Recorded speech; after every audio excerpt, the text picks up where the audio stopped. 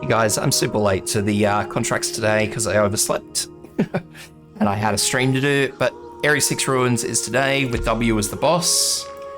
W's buff, which unfortunately happens to be the daily contract, is a massive buff to W, and you'll probably want to do it independent of the rest. For me to get through it, I had to bring a super heavy group, so yeah, not ideal. These are the contracts I'm using. So you can see what we've got here. And the team I'm operating with is Myrtle with second skill for a little bit of Healy group, because I may be deploying her in to assist with healing. Zimmer with second skill as well, because I can leech a couple of extra deployment points off that, because she'll be in for a long time. Braithroat with first skill. You can probably swap her out for second skill. I don't think it really matters. Physical AoE damage dealer. So I've got Meteorite. You can bring W with skill 3 if you want. I wouldn't bring W with skill 2 if you are going to use her, because that's just going to be weird and messy, and I don't think the mines are going to do as good a job as they normally would. Lapland skill 1. That's because I don't like to rely on this skill, her second skill, being up when I need it. So I just prefer to have a skill that is up when it's up. Blue, because she's a fantastic AoE sniper that's not an AoE sniper. Nerl, skill 1. The reason I'm bringing Nerl is because I would like extra healing buffages. So you can replace her with Gummy if you really want, but that's the reason I'm using Nerl. Telopsis, skill 2, which you'll need for the extra range. Silence, because I'm going to be using those drones super heavy. Warfarin with skill 1, because you're going to need a lot of burst healing on Lapland. April, skill 2 for emergencies. She's the best thing you're going to get as far as an fast redeploy sniper goes. Which is to say she's not ideal, but it's, yeah, the best thing you're going to get. So April skill 2, and Cora specifically and non-negotiably, unless you're going, you know, all the way up to 6 stars, because her skill 2 is fantastic. It's and the situation. Sorry, her skill 2 is fantastic in the situation I'm going to be using it in. It's a massive self shield and it's a slight self heal, so it takes a lot of pressure off your healers, who are going to have to work at the same time that you're going to need that skill. Is the same time Lapland's going to be in a really dicey spot. So you don't want Lapland to be getting hammered.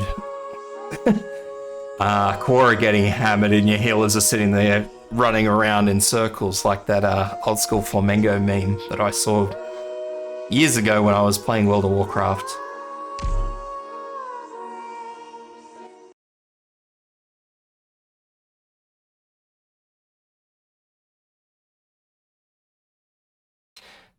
So despite my best efforts, I've never got a solid deploy in this. It's always super tight, and I can never get the deployments down the way I want them to be. But working on the best I can, this is the best I've got. So Zimmer and Myrtle here, and we are going to sit here whacking stuff until such time as our skills are ready, and squeeze that in for that extra deployment point.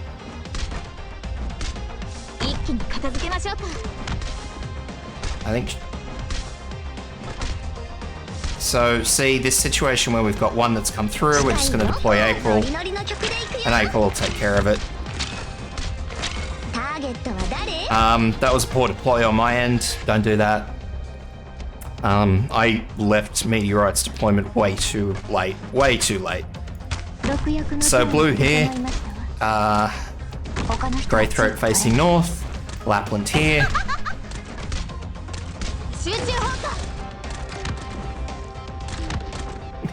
That's a do as I say, not as I do situation. Sorry, guys. So Cora in here, and we're going to use Blue's skill straight away to work on this guy and assist down the bottom with anything else that comes. Now you probably ask, I mean, using Venom Spray here is a bit of a waste because, well, she's only attacking one target.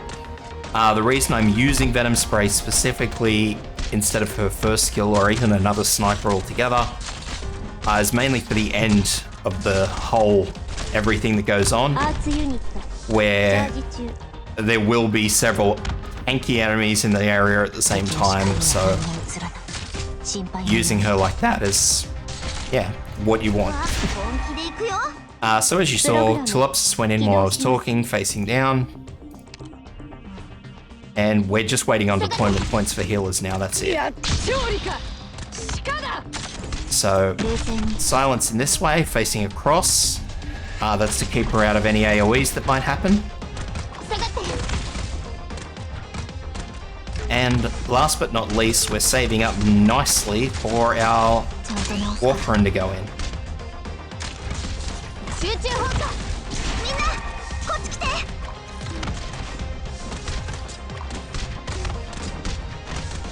Now, once Warfarin is deployed, that's it. You've got no help from April. So you really need to be aware that once Warfarin is deployed, that's your end. There's no going back. So we're going to pull out Myrtle here, and use this skill, and I'm just going to wait a minute, because I want to try and make sure that Lapland's skill activates. So I'm just going to pop a drone in. She's not dying, but I like to be careful. So we have this guy, and we'll have another one. So there goes her skill. And I'm going to deploy April here. Now the reason I'm going to deploy April here is because I don't want her to hang on that one. I wanted to start working on this guy. And once again, once he's out of the area, he's one hit on Lapland, nobody cares. But the important thing is, here's that second one. He's gone past, pull her out. So now this is 42. Once this guy goes down, or probably before he goes down, looking at his health, but this is it. W's going to walk in next. And this is going to be absolutely where I need to put stuff down. So Warfarin has to go down now, facing up at Lapland. And we're going to deploy Nerl right there.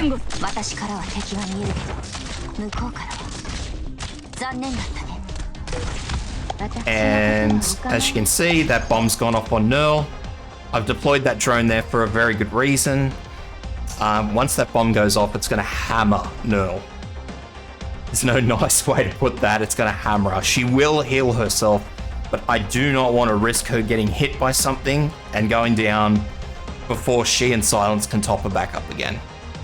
So the ticks of the drone are going to be enough to keep her going. Boom, and there she goes. So right now is where when W enters the range of blue, is where we're going to use her skill.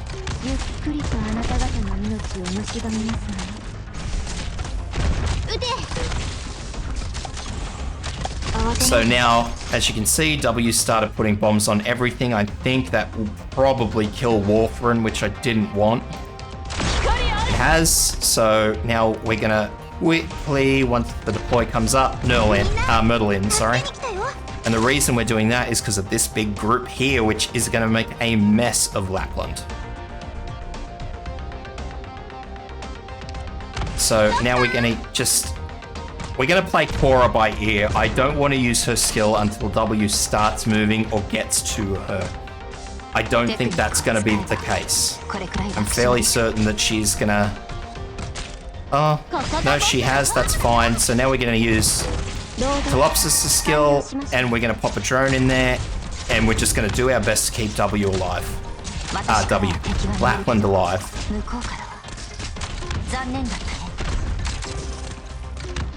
So the drone's gone, Telopsis' skill is still hammering away.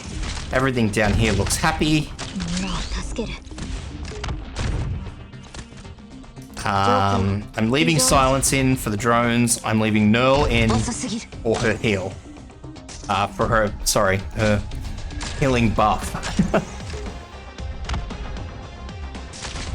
Obviously Blue's staying in for these two, but that's why I'm leaving them there.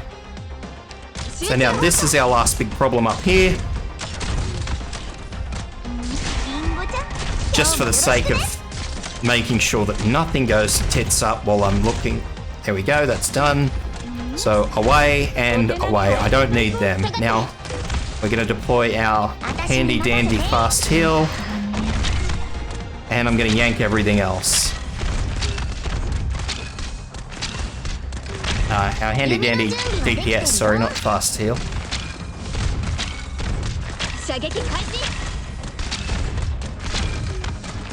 Or a skill again.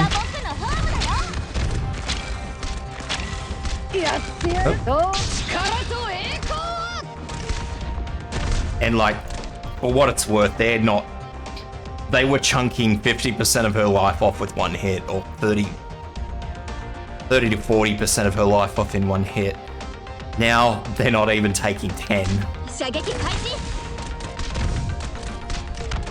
So I absolutely do not need silence anymore. So we'll get Warfarin in over here. Just to keep the healing going. I'm not going to take Nerl out because once that shield goes down, she's going to go back to getting absolutely smashed.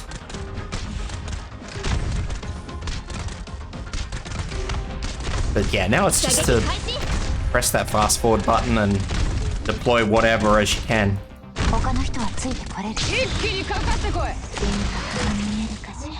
And that's it. I mean, like I said, that's really, really hairy, and I know I've gone a bit heavy-handed, more heavy-handed than I would have, but I was kind of on the clock today, so. But that's it. And then just go back and do the W1 independently of the rest. Yeah, I know that's super hairy. I hope that helps at least put some sort of foundational ground plan in. A lot of them can be replaced with 6 stars. Whatever 6 stars you have. Really, essentially, as well, Blue doesn't need to be there, so you could, actually, to be honest, if you are doing replacements, I wouldn't replace Blue with, say, Exusio. If you're gonna go up to Exusio, I'd replace Greythroat, so Lapland is less stressed. Independently of Lapland, though, you can also, ironically, use F-Eater. Again, it's super, super hairy on healing, and you really do have to watch her, but you can get away with it. Warfarin, who wasn't supposed to get blown up, but did, for all that was worth. Let me just narrow my searches. Look, no amount of defense in this is going to save you. This is all a health battle. Your operator's got a fraction of the health they usually get, so replacing Warfarin, use Gavial. Straight up. Anybody that has more health, so Gavial, Mer will heal on deploy, but the odds of us surviving long enough to do anything else, pretty slim. Volnik.